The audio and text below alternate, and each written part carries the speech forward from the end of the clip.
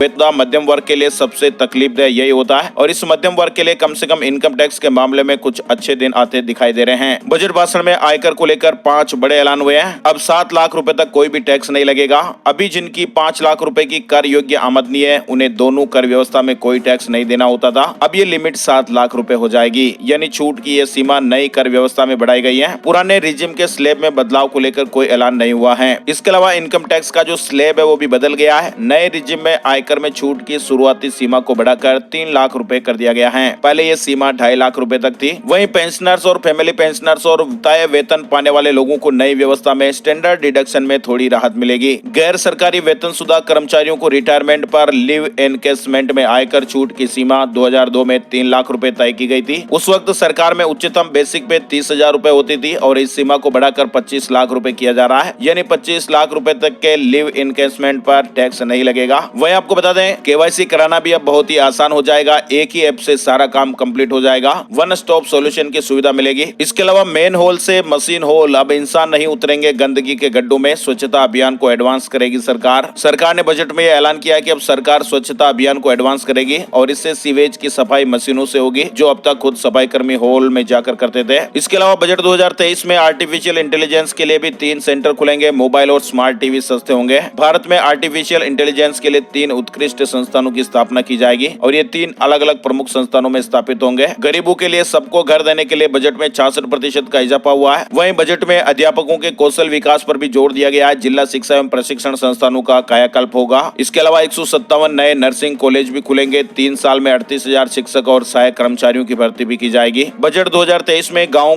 पर भी बजट में फोकस किया गया है। मध्यम वर्गीय परिवारों को भी राहत मिलेगी। खेल और खिलाड़ियों पर सरकार मेहरबान हो गई है। खेल बजट में बम्पर बढ़ोतरी की गई है। केंद्र सरकार ने युवा और खेल मामलों के मंत्रालय के लिए 3,397.32 करोड़ रुपए का बजट पेश किया है। वहीं बजट में किसान भाइयों को क्या फायदा मिला है, इसकी जानकारी भी हम आपको बताते हैं। सरकार ने इस साल किसानों को 20 लाख करोड़ तक ऋण बांटने का लक्ष्य रखा है। इसके अलावा मोटे अनाज को बढ़ावा देने के लिए श्री अन्न योजना की शुरुआत भी की जाएगी। हेल्थ सेक्टर के लिए भी बड़ी घोषणा हुई है। 2047 तक कई बीमारियों को खत्म करने का लक्ष्य निर्धारित किया गया है। और तो और दोस्तों, रेलवे में निजीकरण को बढ़ावा दिया जाएगा। नई ट्रेनों और सुविधाओं पर भी खर्च किए जाएंगे 2.40 लाख करोड़ रुपए। बजट में रोजगार में कितनी वृद्धि होगी, युवाओं के लिए कौन से क्षेत्रों में रोजगार के अवसर बढ़ेंगे, इसको लेकर भी ऐलान हुआ है। केंद्रीय बजट में शहरी इंफ्रास्ट्रक्चर को बढ़ावा देने के लिए हर साल 10,000 करोड़ रुपए के निवेश की बात कही गई है। तो दोस्तों, ओवरऑल अगर हम देखें तो इनकम टैक्स से जुड़ा बड़ा अपडेट आया है। किसान भाइयों के लिए लोन को लेकर अपडेट है। इसके अलावा दोस्तों, बजट में महिलाओं के लिए भी एक नई स्कीम का ऐलान कर दिया गया है। व्यापारियों के लिए भी ऐलान हुआ है। क्या महंगा हुआ, क्या सस्ता हुआ, इसको लेकर भी जानकारी आई है। मोबाइल फोन, इलेक्ट्रिक गाड़ियां, कपड़ा और हीरे के आभूषण सस्ते हो जाएंगे। सोना, चांदी, सिगरेट और खिलौने जो है वो महंगे हो जाएंगे। यहाँ पर दोस्तों हम बजट 2023 के टॉप की पॉइंट्स के बारे में जानकारियां ले रहे थे। महिला सम्मान बचत पत्र योजना की शुरुआत होगी और इसमें महिलाओं को 2 लाख की बचत पर 7.5% का ब्याज मिलेगा। वरिष्ठ नागरिक बचत योजना की सीमा भी बढ़ाई गई है। 15 लाख रुपए से बढ़ाकर 30 लाख रुपए किया गया है, यानी इस स्कीम के तहत खाते में 30 लाख रुपए तक जमा हो पाएंगे। मासिक आय खाता स्कीम में पैसा जमा कराने की सीमा 4.5 लाख से बढ़ाकर 9 लाख रुपए की गई है। इसके अलावा अगर इस स्कीम के तहत संयुक्त खाता है तो हर महीने पैसा जमा कराने की सीमा 9 लाख से बढ़ाकर 15 लाख रुपए की जा रही है। खेती किसानी के लिए नई योजना नहीं है, लेकिन फिर भी कर्ज का दायरा बढ़ाने की बात कही गई है। खेती से जुड़े नवाचार और स्टार्टअप को विशेष प्रोत्साहन मिलेगा। 2014 से अब तक बनाए गए 157 मेडिकल कॉलेजों के साथ अब 157 नए नर्सिंग कॉलेज भी स्थापित किए जाएंगे। कृत्रिम हीरे के उत्पादन को बढ़ावा दिया जाएगा। रोजगार निर्माण के लिए 10 लाख